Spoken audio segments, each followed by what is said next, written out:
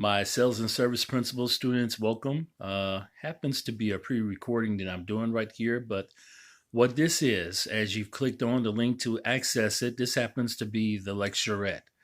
And what I'm going to do, it's going to be divided into two parts. We're looking at Chapter 7 as well as Chapter 8 of the textbook material pertaining to the course. Now, for many of you all, I actually did cover Chapter 7. That was our face-to-face class meeting, which actually occurred a little over 2 weeks ago.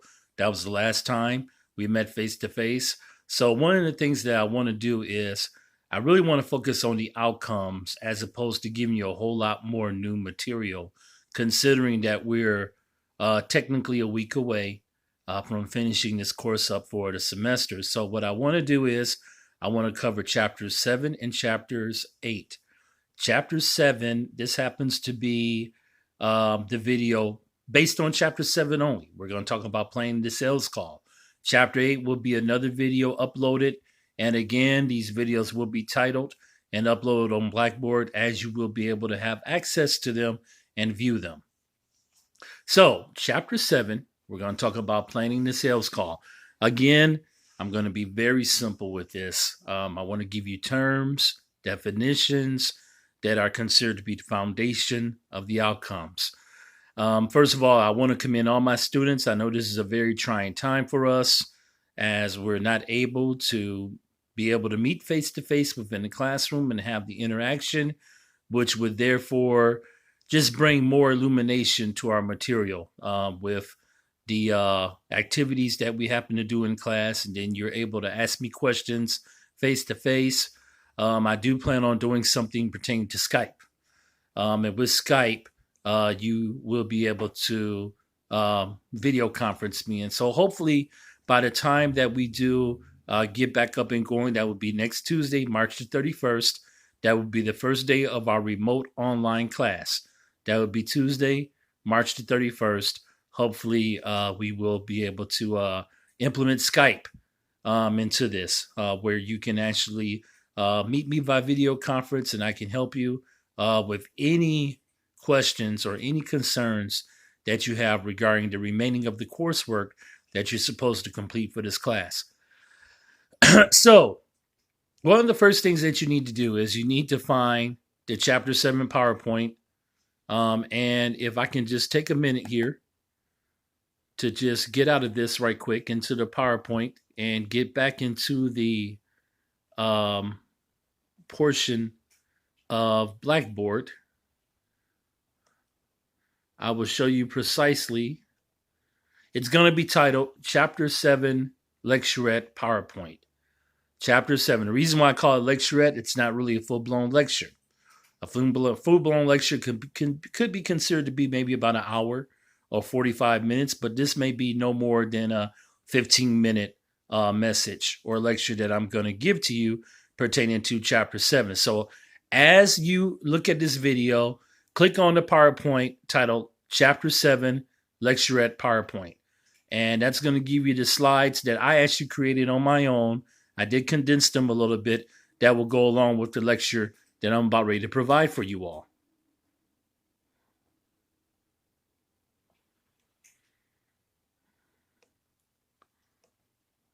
So let's get back here to the PowerPoint. And one of the things I'm going to do is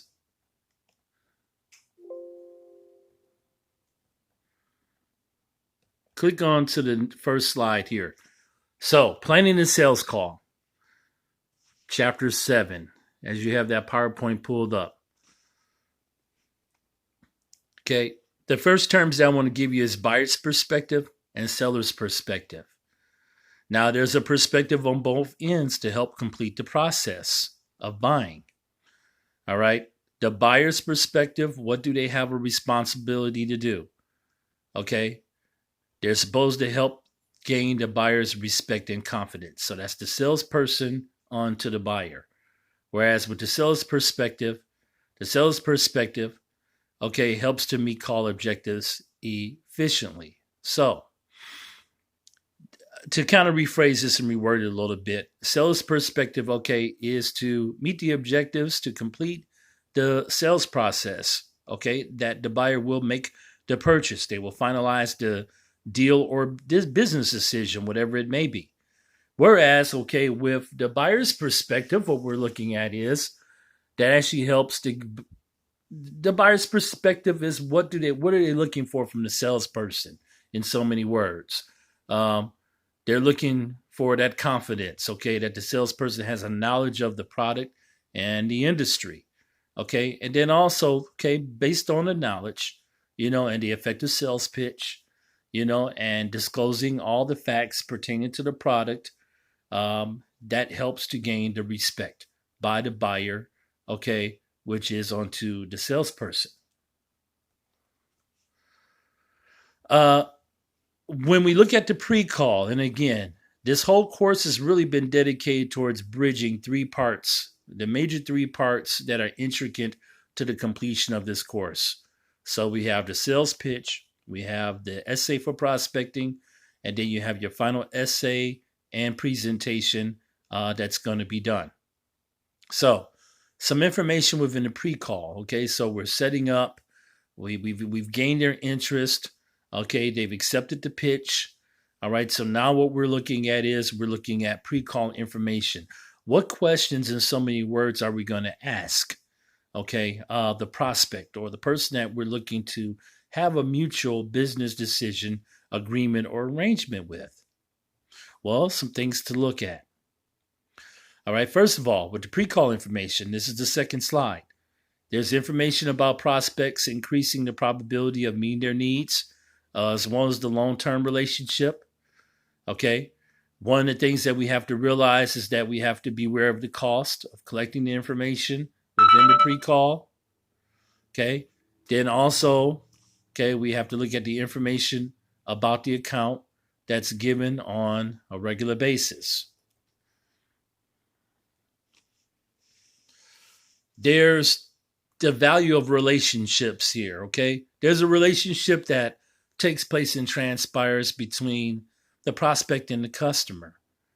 Okay, so the intricate part of this is let's look at the relationships and some factors, okay, that are centered around that. But then we also want to look at what that evaluates. So the relationships, for example, okay, the relationship should be formal.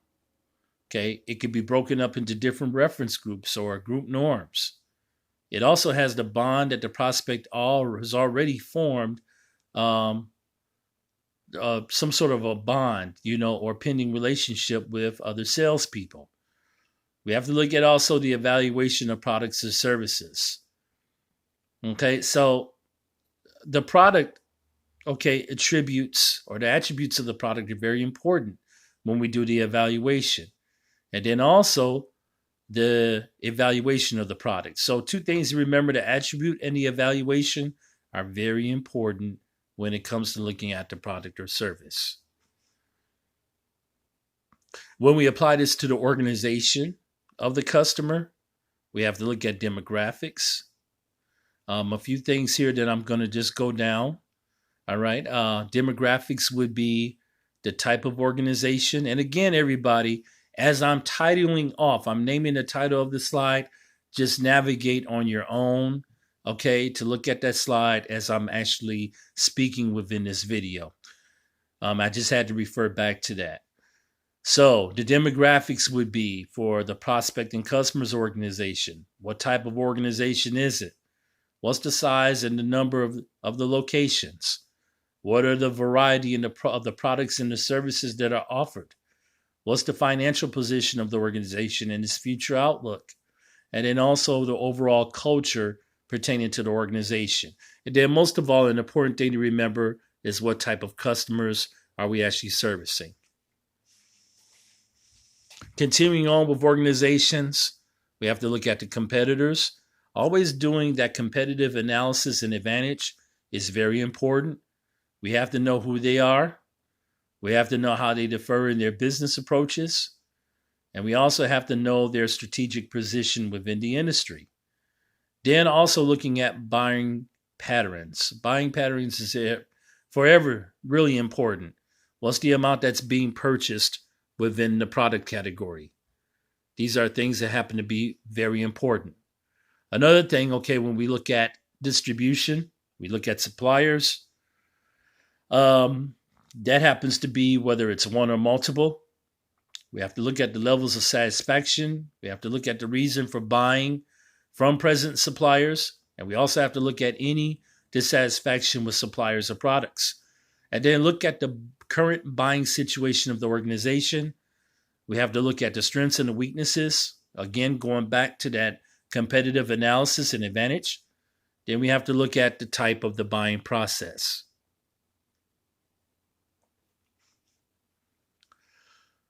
Another thing that we have to look at people that are involved within the purchasing decision.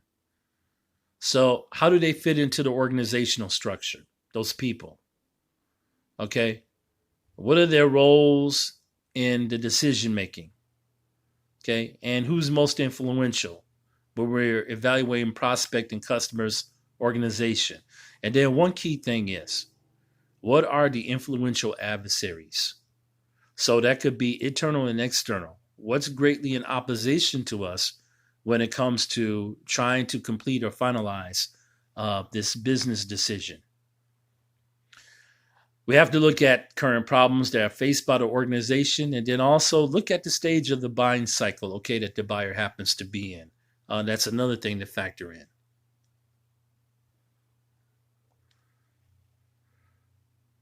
When it comes to sources of information, if you remember within our previous material and what we happened to cover, we talked about, okay, how information is relayed or how it's carried over. And often we look at customer information source or like a customer information database. So we're implementing technology with this in terms of how sources of information is conveyed or relayed. One of the things to look at would be, first of all, the analysis paralysis.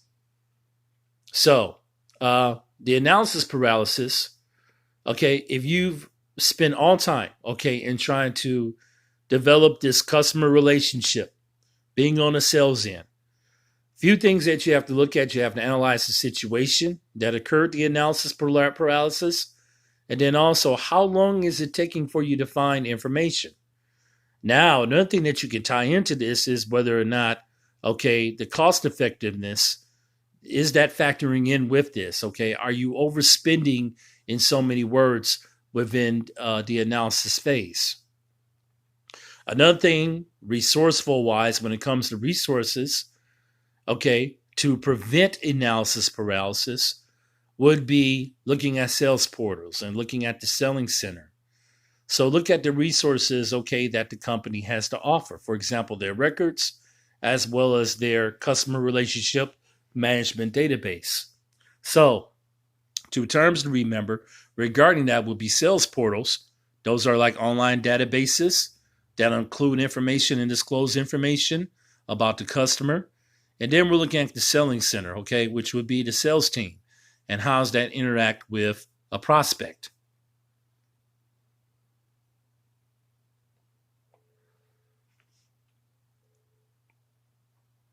When we go back, this is slide number 10, when we look at setting call objectives.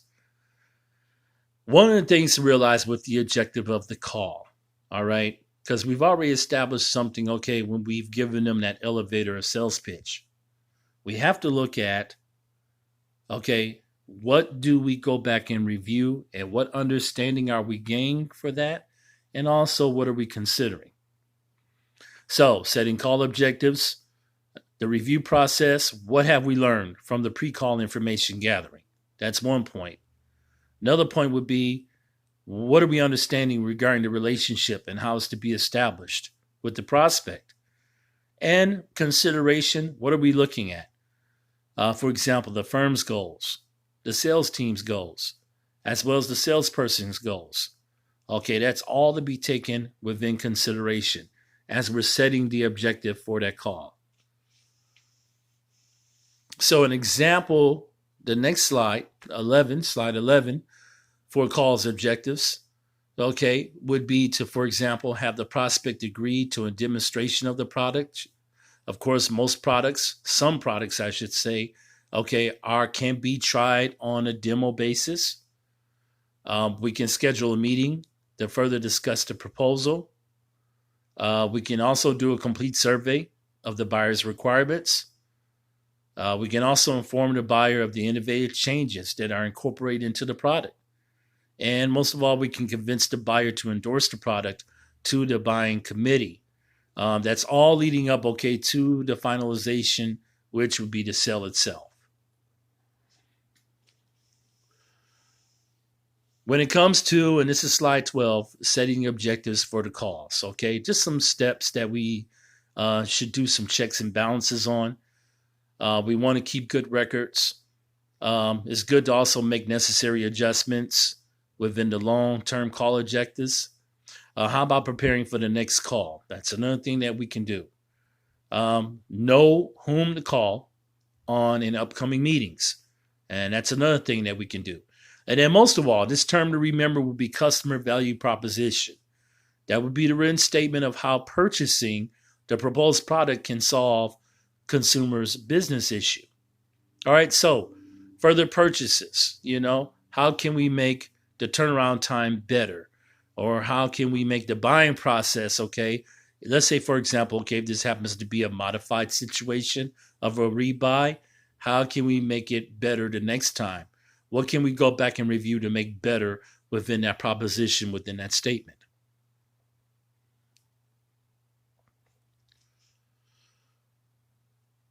Now, there happens to be some relationships, and this is slide number 13, as we look at cultivating relationships with subordinates. Okay, there's a thing called screens or barriers. All right, so subordinates, when they plan and when they schedule interviews for executives, okay, or guess what? When making or seeing the boss is difficult made for salespeople. So this is something that we really begin to evaluate when we look into organizations. What screens and barriers, for example, are set up, okay, that prevent, let's say, for example, someone on the executive level from getting a meeting with them. Okay, that could come in the form of policies, procedures, or if you look at the chain of command, it could come from individuals. Okay, all these things can serve as screens or barriers. So here's some things to remember, okay? Ways to interact with the screen. We can work through the screen, okay? We can go to the higher up above that person that's preventing from us to making that meeting or establishing that meeting with the contact person. We can work through it. We can go over it, okay, which means that, for example, we could go, well, let me rephrase this. Working through, okay, would be knowing someone else internally within the company. Going over would be going to the higher up, okay, that person's manager or whoever that they actually report to, okay, and so they would be considered to be a subordinate unto that person. And then going under the screen, okay, would be underlying factors. Not really conventional when you go under the screen, okay. I think that going under the screen, okay, will violate some ethical matters or procedures within the company.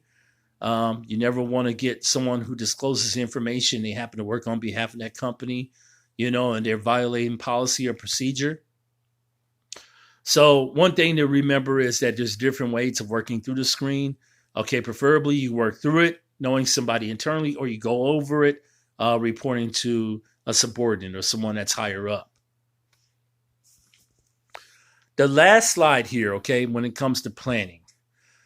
And one of the things that we want to do is we want to remember, we want to plan, practice, and we want to seed. Those are the main things. This is slide number 14, the final slide of this lecture pertaining to chapter 7 that I'm discussing right now. So, for example, plan to make a good impression, build credibility, plan to uncover the customer's needs, plan to answer anticipated questions or concerns. Practice would pertain to the time spent and how that depends on the amount of time the seller can allocate for it, and also the goals of the presentation. And then finally, the last term would be seeding. That's sending customers important and useful information. All this is a part of additional planning. So this will conclude chapter 7 of the lecturette that I'm doing on planning the sales call. Stay tuned for another video that will be uploaded, and it will be pertaining to chapter 8 of the text material related to our course. Again, feel free to reach out to me by email. Some of you have done that already. Keep in mind that you should be working on your prospecting essay right now. You should be finishing that, okay, which is the second part of this major product and assignment. Once you view this video, I'm going to have more information disclosed regarding doing the rough draft of the final essay.